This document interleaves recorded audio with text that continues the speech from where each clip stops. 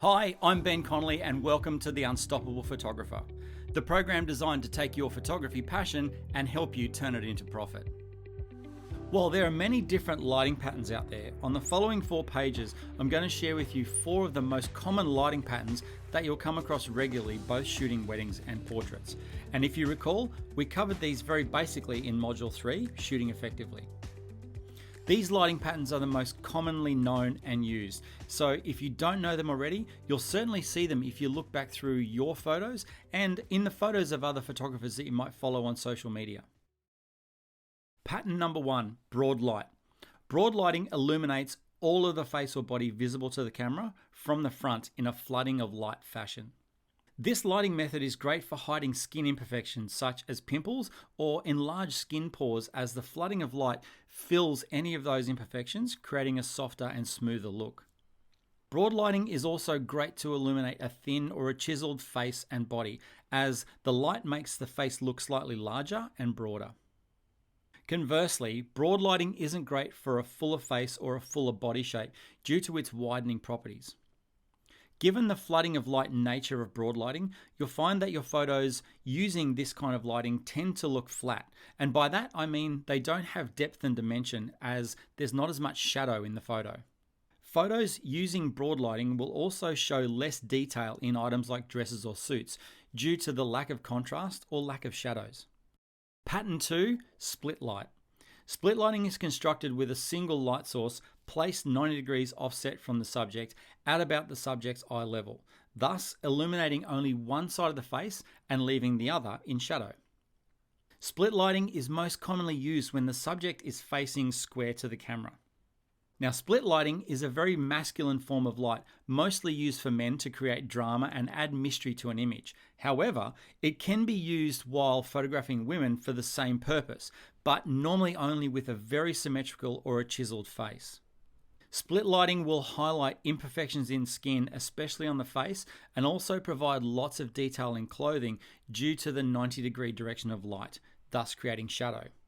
This direction of light will also create a 3D feel to your photograph with lots of depth and dimension. This works well in order to convey a specific message or a feeling to the viewer. Pattern 3, short light. This is my favorite form of lighting. Short lighting is a situation whereby you eliminate the side of the face furthest away from the camera, while the side of the face closest to the camera is in shadow. This pattern is created by placing your light source roughly between 75 to 25 degrees to the left or right of your subject, then slightly turning the subject's face towards that light source.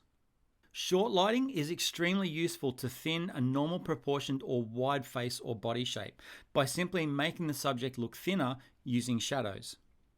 The shadow creates an area of less light and therefore less contrast, therefore less impact in the photo while shaping the area. The short side of the face or the body is commonly referred to as the shadow side, or I like to call it the sexy side, due to its slimming and shaping properties. Short lighting is used every day to light both male and female subjects, and if used correctly, is a very flattering lighting method that creates depth and dimension and detail, allowing you to amplify strengths and hide perceived weaknesses in your subject, and also see the detail in dresses and suits. Pattern 4, Rembrandt lighting. Rembrandt lighting is characterized by an illuminated triangle under the eye of the subject on the less illuminated side of the face, with a slight illumination in the eye on the same side. The Rembrandt lighting pattern is created by placing your light source 45 degrees to one side and 45 degrees above your subject. Rembrandt lighting is most commonly used in portraiture to create a slimmer, more visually impactful 3D photograph. While its use creates a unique pattern on the face, it works in a very similar fashion to short lighting when photographing the full body or a face, and therefore you'll most commonly see Rembrandt lighting in close-up, head and shoulders portraits. The shadows create an area of less light, therefore less contrast and less impact in the photo, while also shaping the area. Rembrandt lighting is used every day to light both male and female subjects, and if used correctly, is a very flattering method to create depth and dimension and detail while creating an impactful and personality-filled photo.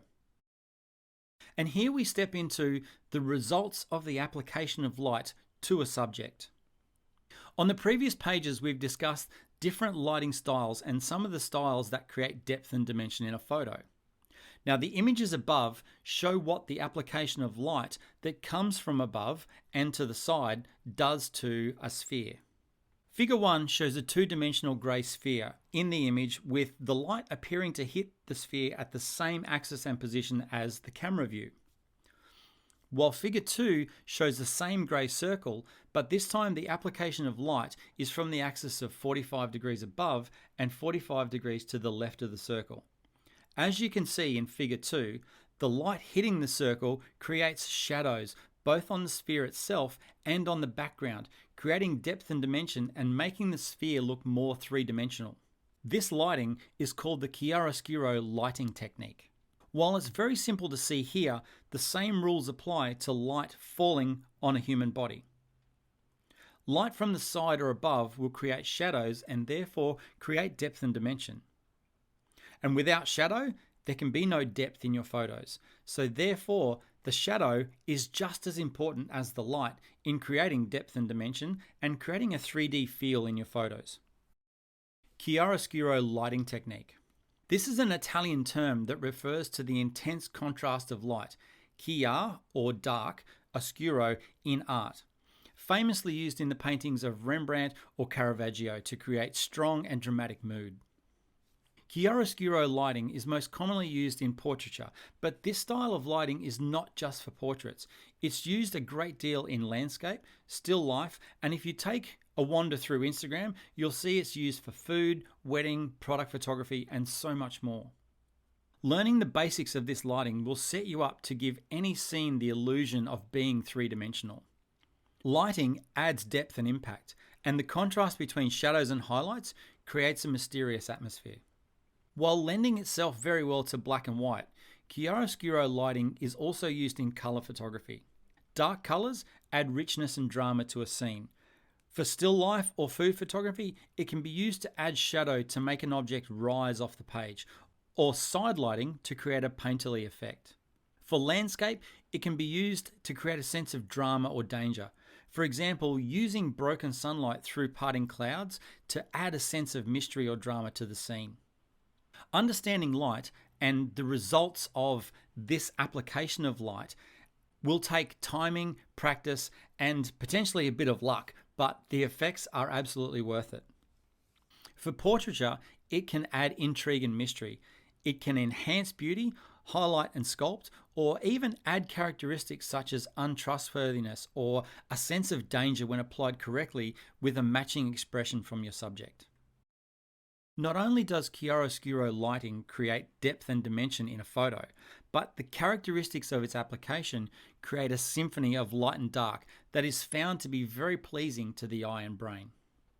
The image on the right shows that symphony of light and dark and provides a really easy graphic representation of how to identify this particular lighting situation, be it for objects or for the human form.